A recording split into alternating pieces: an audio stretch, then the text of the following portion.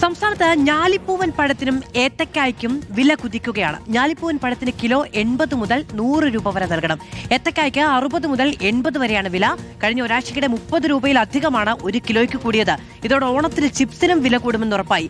കർണാടകയിലും തമിഴ്നാട്ടിലും മഴ കുറഞ്ഞതോടെ ഉൽപാദനം ഗണ്യമായി കുറഞ്ഞുവെന്ന് വ്യാപാരികൾ പറയുന്നു.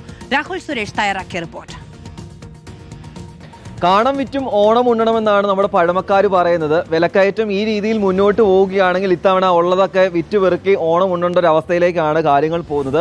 ഉപ്പ് മുതൽ കർപ്പൂരം വരെയുള്ള എല്ലാ സാധനങ്ങൾക്കും വിലക്കയറ്റമുണ്ട്. അതിൻ്റെ കൂടേക്ക് നമ്മൾ ഒരു സാധനം കൂടി ഉൾപ്പെടുത്തുകയാണ്.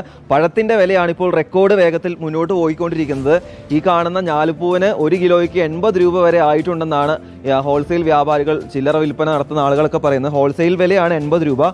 അപ്പോൾ ചില്ലറ വിൽപ്പനയൊക്കെ ആകുമ്പോഴേക്കും 1 കിലോ ഞാലിപ്പൂവൻ പഴത്തിന് 100 രൂപ വരെ നൽകേണ്ടി വരും. ഈ കാണുന്ന ഏത്തക്കായ്ക്ക് 1 കിലോ ഏത്തക്കായ്ക്ക് ഹോൾസെയിൽ വില 54 രൂപയാണ് നിലവിലുള്ളത്. അത് ചില്ലറ വിൽപ്പനയാവുമ്പോൾ 80-90 ആവും.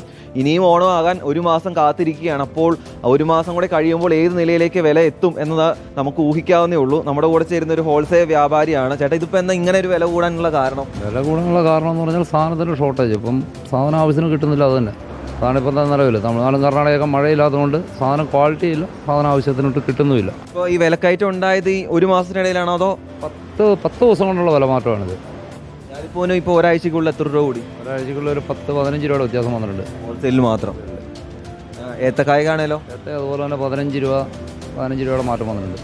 അപ്പോൾ ഇനിയിപ്പോൾ അങ്ങനെ പോവുകയാണെങ്കിൽ പഴത്തിന് മാത്രമല്ല ചിപ്സിനെല്ലാം വില കൂടാനുള്ള സാധ്യതയുണ്ടല്ലേ? വില കൂടാനുള്ള സാധ്യതയുണ്ട്. കാരണം പറഞ്ഞാൽ ഈ 55 രൂപയ്ക്ക് മേലെയാണ് ഇപ്പോഴും ചിപ്സുകാരനും കായ വാങ്ങിക്കേണ്ട അവസ്ഥ വന്നിരിക്കുന്നത്.